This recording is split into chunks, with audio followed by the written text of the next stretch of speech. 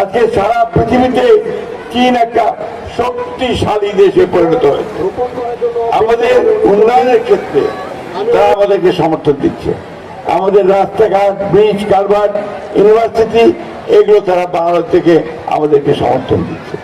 সেই জন্যই আজকে আমি ওনাকে এখানে দাওয়াত করে এনেছি যে উনি আমাদের ঠাকুরা এলাকার জন্য ওনাকে দিয়ে আমরা কিছু কাজ করতে চাই। সেই কাজগুলোর মধ্যে হচ্ছে আমাদের এখানে আমরা শিল্প কলকারখানা তৈরি করতে চাই।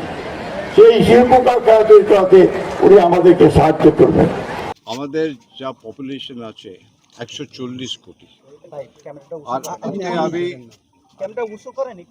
20 কোটি অ্যাড করে দিই, তাহলে 160।